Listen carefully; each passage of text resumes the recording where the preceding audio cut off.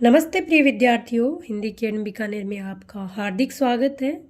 मैं ऐसी आशा और उम्मीद करती हूँ कि आप स्वस्थ होंगे, मस्त होंगे और अपनी पढ़ाई को निरंतर कर रहे होंगे।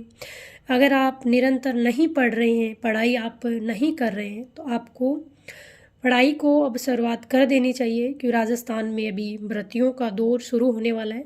और जो दिसंबर से लेकर ये मार्च अप्रैल तक का समय है, बड़ा शांति काल का समय है, क्योंकि शांति काल में की हुई तैयारी बहुत शानदार होती है। और जब एग्ज़ाम आ जाते हैं, भर्तियाँ आ जाती है, तो एक दिमाग में प्रेशर क्रिएट हो जाता है। क्यों ना हम भर्तियाँ आने से पहले, जब तक भर्तियाँ आए तब तक हम अपना आधा दौर कंप्लीट कर लें, हमने सिलेबस को कंप्लीट कर लें। अगर आप किसी भी एग्ज़ाम की तैयारी कर रहे हैं तो आप चाहते होंगे, आपके मन में ये होगा कि हम शुरुआत कहाँ से करें। तो आप एनसीईआरटी से एक बार शुरुआत कर दीजिए, इनके साथ जुड़ जाइए, फिर आप धीरे धीरे अपने निरंतरता की ओर बढ़ पाएंगे। आज हम पढ़ेंगे कक्षा 6 की, हम ज्योग्राफी पढ़ रहे हैं। पृथ्वी के प्रमुख परिमंडल, पृथ्वी के प्रमुख परिमंडल चैप्टर नंबर 5 है, जिसमें हम 4 चैप्टर कंप्लीट कर चुके हैं और 5 चैप्टर है, इसमें 2 क्लास में ले चुकी हूँ और आज ये हमारी तीसरी क्लास है, क्योंकि ये चैप्टर बहुत बड़ा है और एक क्लास में हम अगर इसको पढ़ेंगे तो चीज़ें समझ में नहीं आएगी, हम इसलिए छोटी छोटी क्लास में इसको हम समझ रहे हैं। आज हम पढ़ेंगे वायुमंडल। देखो प्रिय विद्यार्थियों, यहाँ पर एक चित्र दे रखा है वायुमंडल की विभिन्न परतें। ये परतें पूछी जाती है और इनके बारे में पूछा जाता है कि कौन सी जो वायुमंडल की परत है उसमें कौन सी चीज़ें होती हैं, मौसम संबंधी घटनाएं कहाँ होती है, बहुत सारी चीज़ें हैं, जो प्रकाश, जो तरंगे वाली चीज़ें कहाँ होती है। तो इस चीज़ को आपको समझना, ये सबसे नीचे है। कई बार इनका क्रम भी पूछा जाता है। सौभ मंडल सबसे नीचे है, सौभ मंडल, उसके बाद में है समताप मंडल, उसके बाद में है मध्य मंडल, फिर है आयन मंडल, फिर है बहिर्मंडल। यहाँ पर ये वायुमंडल की 5 परत दे रखी है। इस चीज़ को आपको समझना है। वायुमंडल, आज हम वायुमंडल पढ़ेंगे। अगर आपने पीछे वाली 2 क्लास पृथ्वी के प्रमुख परिमंडल, इसकी जो पीछे वाली 2 क्लास नहीं देखी है तो देख लेना, ताकि आगे वाली क्लास आपको आसानी से समझ में आ जाए। वायुमंडल, हमारी पृथ्वी चारों ओर से गैस की एक परत से घिरी हुई है। देखो, जब स्टेटमेंट वाले प्रश्न आते हैं तो इसी प्रकार के प्रश्न आते हैं कि हमारी पृथ्वी चारों ओर से गैस की एक परत से घिरी हुई है, जिसे वायुमंडल कहते हैं।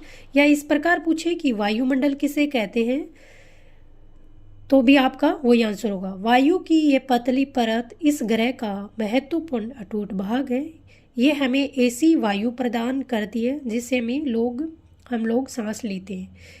यह वायुमंडल हम लोगों को सूर्य की कुछ हानिकारक किरणों से बचाती है। वायुमंडल का काम क्या होता है, जो सूर्य से प्रकाश की कुछ किरणें आती है, उन कुछ हानिकारक किरणों को हम तक आने से बचाती है।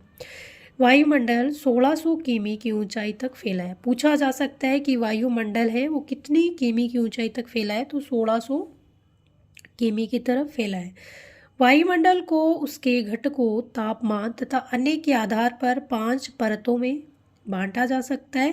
क्षोभ मंडल, समताप मंडल, मध्य मंडल, आयन मंडल, बहिर्मंडल। इनका इसी प्रकार आप नीचे से ऊपर की तरफ जो क्रम है वो याद करेंगे। इन परतों को पृथ्वी की सतह से शुरू करते हुए क्षोभ मंडल, समताप मंडल, मध्य मंडल, आयन मंडल, बहिर्मंडल। एक बार मुझे याद आ रहा है कि सीटेट में इस प्रकार का प्रश्न पूछा गया, ताकि पृथ्वी की सतह से कौन सी, इनका क्रम पूछा गया था, पृथ्वी की सतह से ऊपर की ओर। तो ये क्रम आपको याद होना चाहिए, क्षोभ मंडल, समताप मंडल, मध्य मंडल, आयन मंडल, बहिर्मंडल।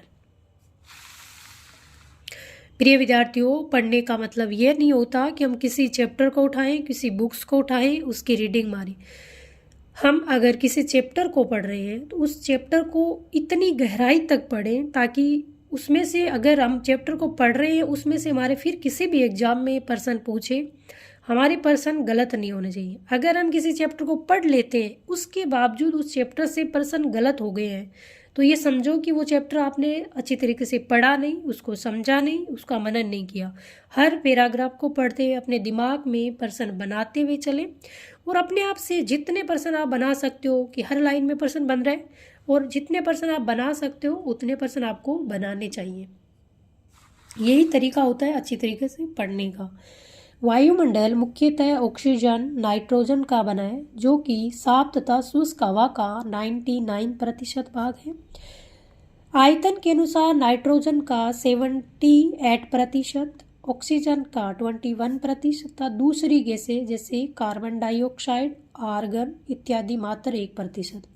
ये प्रश्न आपसे पूछा जाता है कि पृथ्वी पर सर्वाधिक कौन सी गैस पाई जाती है, तो 78% नाइट्रोजन है, उसके बाद 21% ऑक्सीजन है और 1% जो आपकी कार्बन डाइऑक्साइड और आर्गन है। तो ये फैक्ट है, आपको याद होने चाहिए। ये किसी प्रकार जैसे मतलब इनको सीक्वेंस वाले क्वेश्चन आते हैं, एक तरफ गैस के जो नाम दिए होते हैं, एक तरफ इनके प्रतिशत दिए, फिर कहते हैं मैच करो। तो किसी प्रकार से पूछा जा सकता है। अगर आपके कॉन्सेप्ट क्लियर है, चीज़ें आपको फैक्ट क्लियर है, याद है, तो फिर आप प्रश्न पूछें, कोई दिक्कत नहीं। ऑक्सीजन सांस लेने के लिए आवश्यक है, जबकि देखो यहाँ पर क्या कर रहे हैं, फिर स्टेटमेंट में आपसे पूछ सकते हैं कि ऑक्सीजन सांस लेने के लिए आवश्यक है, जबकि नाइट्रोजन प्राणियों की वृद्धि के लिए आवश्यक। पूछा जा सकता है कि प्राणियों की वृद्धि के लिए कौन सी गैस की आवश्यकता पड़ती है, नाइट्रोजन। कार्बन डाइऑक्साइड यद्यपि बहुत कम मात्रा में, बिल्कुल जो 1% में कार्बन डाइऑक्साइड, ऑर्गन इत्यादि गैसें आती हैं, लेकिन ये पृथ्वी के द्वारा छोड़ी गई ऊष्मा को अवशोषित करती है।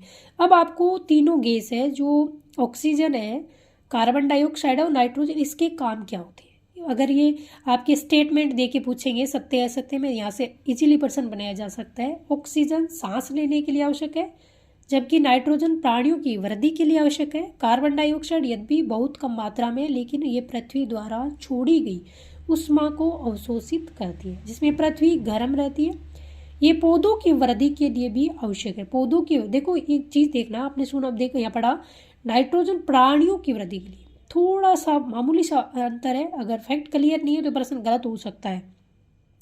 नाइट्रोजन प्राणियों की वृद्धि के लिए और कार्बन डाइऑक्साइड ये पौधों की वृद्धि के लिए। तो पूछा जा सकता है कि पौधों की वृद्धि के लिए कार्बन डाइऑक्साइड, प्राणियों की वृद्धि के लिए नाइट्रोजन।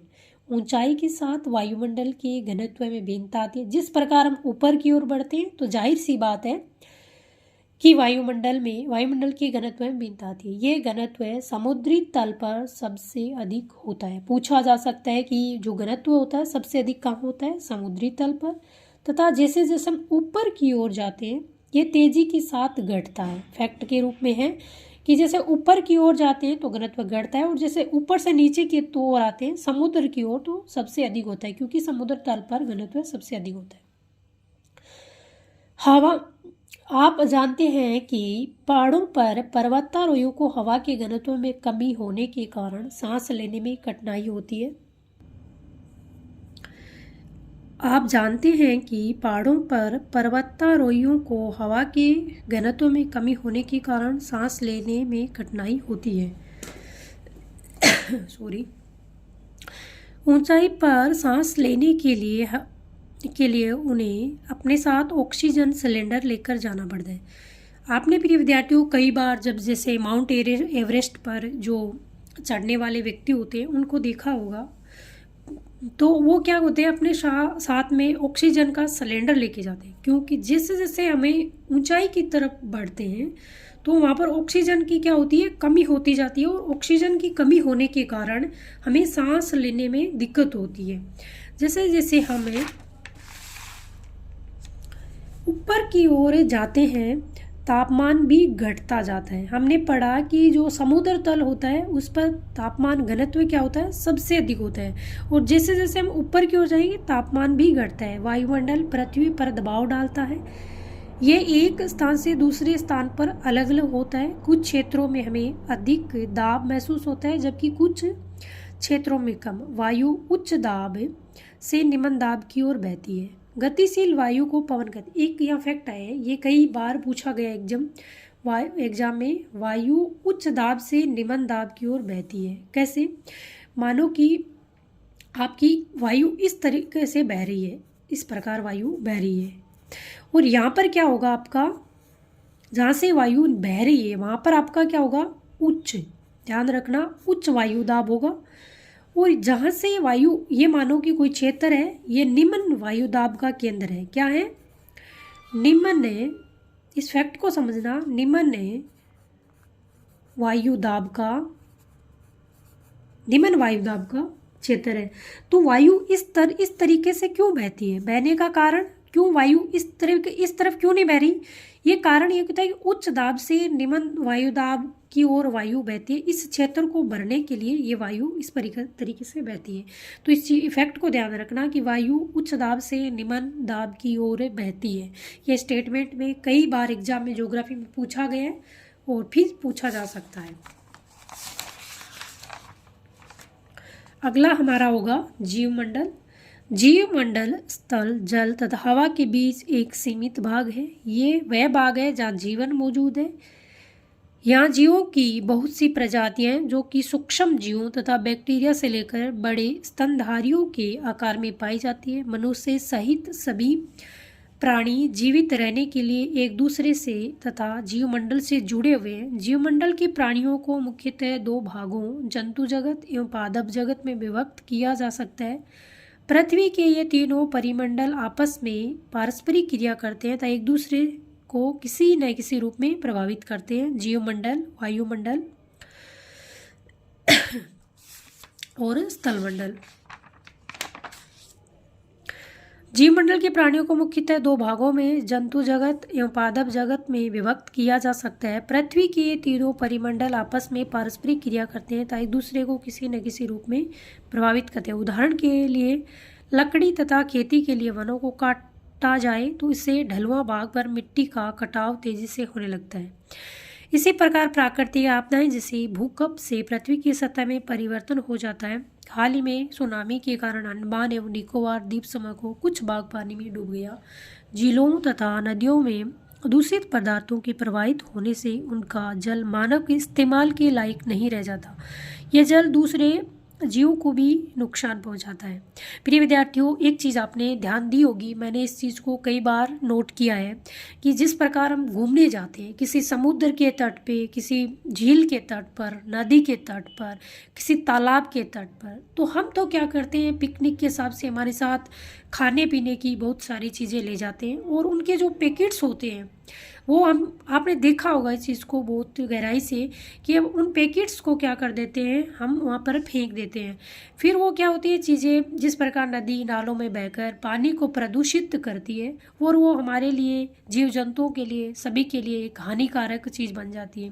प्रिय विद्यार्थियों, एक जागरूक नागरिक होने के नाते हमारा ये कर्तव्य बनता है कि हम घूमते हैं अपने शौक के हिसाब से, अपनी ज़रूरतों के हिसाब से, चलो घूमने जाते हैं, अच्छी बात है, पर ये गंदगी फैलाना बहुत बड़ी दुर्घटना है एक तरीके से। और आने वाले समय में हम बीमारियों को, बहुत सारी बाधाओं को न्योता देते हैं। तो ये हमारा कर्तव्य बनता है कि हम इस चीज़ को विशेष तौर पर ध्यान रखें। अब हमारे दिमाग में ये चलता है कि एक के करने से क्या होता है, अगर एक एक से शुरुआत करी जाए तो चीज़ें बहुत हद तक सुधर जा सकती है।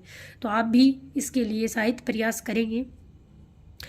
उद्योगों, तापीय विद्युत संयंत्रों, गाड़ियों का उत्सर्जी पदार्थ वायु को प्रदूषित करता है। कार्बन डाइऑक्साइड वायु का एक महत्वपूर्ण घटक है, लेकिन कार्बन डाइऑक्साइड की मात्रा में वृद्धि के कारण पृथ्वी के तापमान में वृद्धि हो रही है।